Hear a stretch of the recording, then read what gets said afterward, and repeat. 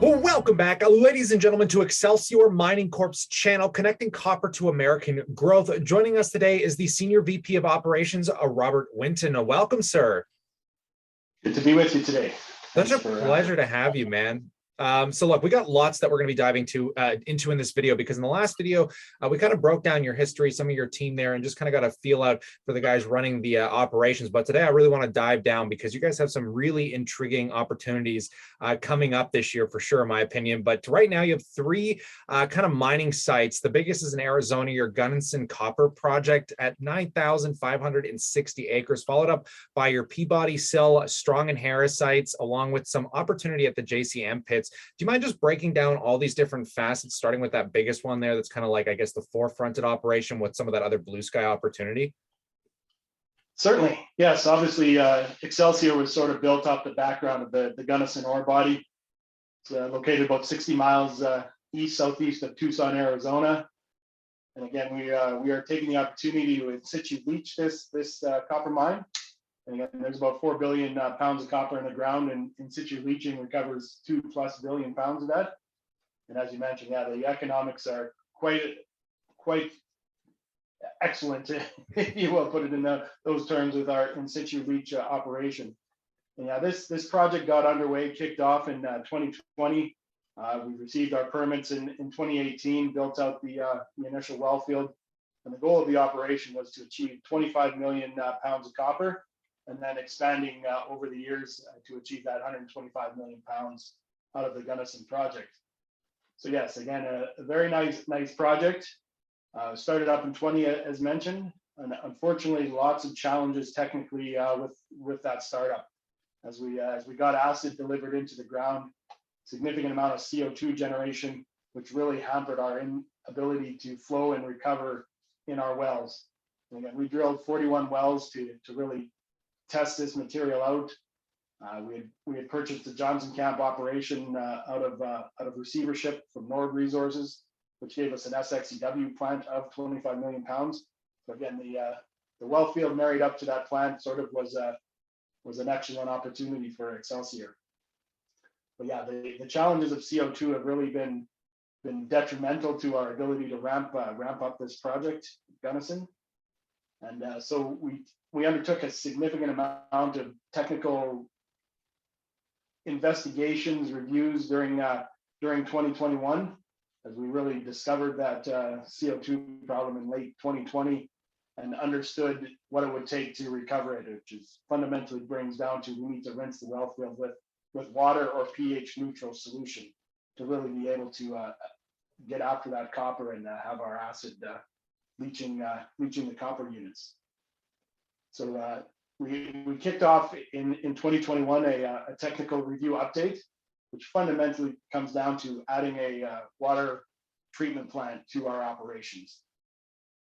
Initially, just to pH condition our solutions to get it to a pH of around 7, which then allows us the opportunity to remove CO2 from the well field, and then get back on the path of mining copper, which fundamentally is the goal of the entire organization.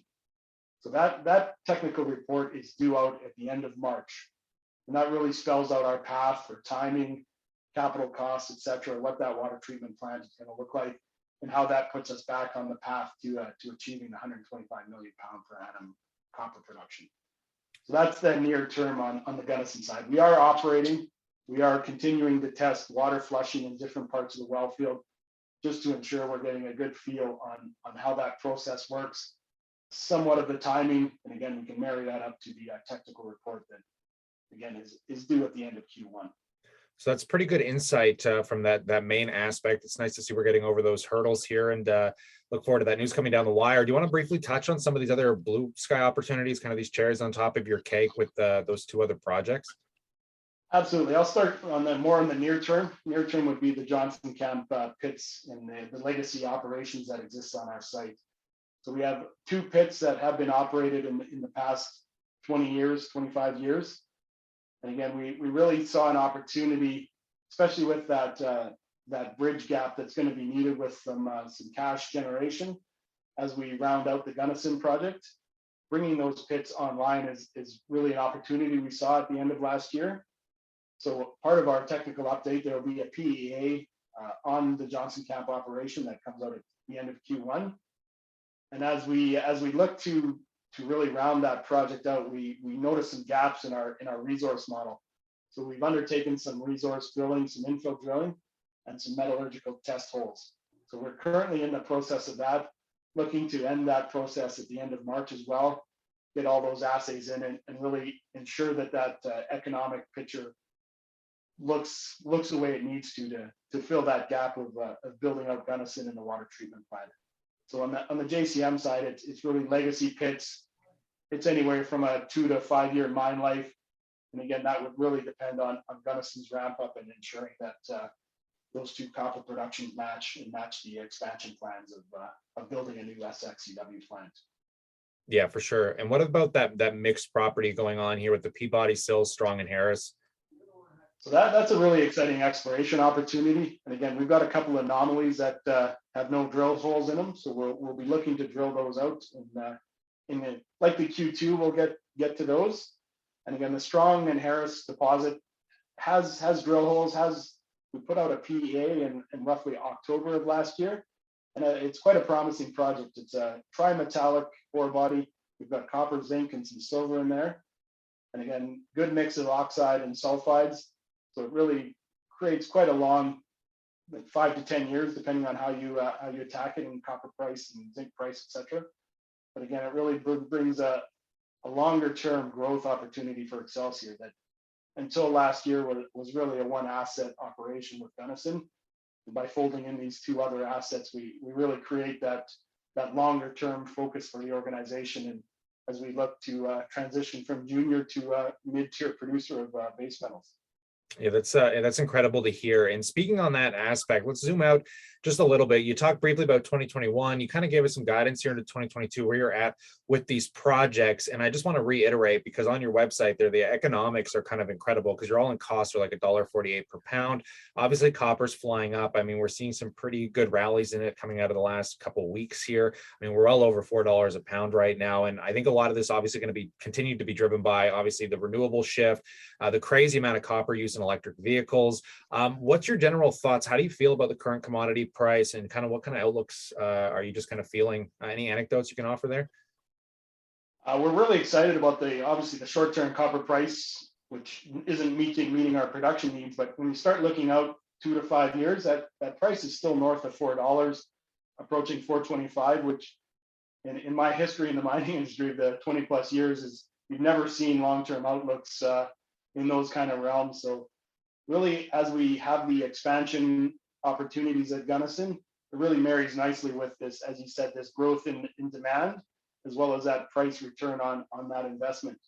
The other thing that Excelsior really has to sell is an ESG story that most mining organizations don't have the opportunity to market, and we're really stepping up our footprint in that space with new marketing campaigns coming, really driving home that point that the in-situ leach operations and expansion plans is the most environmentally friendly way in which to produce copper. And by producing 125 million pounds a year, you're producing a significant amount of the commodity in an environmentally responsible way. And it's really a nice story for the organization, for our shareholders and our board of directors. But yeah, that really marries up nicely with the long-term growth opportunity of the commodity, the real switch in the market to wanting that ESG story and that ESG organization to put your money into in the longer term discussion. Again, trying to get out of that quarter by quarter mentality of some of the shareholder stuff that really can lead to some not great longer term decisions with respect to how you're trying to drive your organization. Yeah, for sure. I definitely appreciate these insights, Robert. And I'm going to encourage anybody watching this, because I've done some deep diving on the commodities market with those top mining companies, like the top 50 versus say the S&P 500. And it's insane when you look at the revenue growth, because most of these guys are seeing margins at these commodity prices like they've never seen before. Yet most of the companies are trading at like 52-week lows and starting to rebound finally, I think, as the market recognizes the overvaluations of tech and the undervaluations of these commodity sectors. So, I mean, there's going to be a fun story to get updates on. So I really appreciate you coming out today, Robert. Thanks so much. I appreciate the opportunity to speak on Excelsior's behalf, and look forward to our next discussion.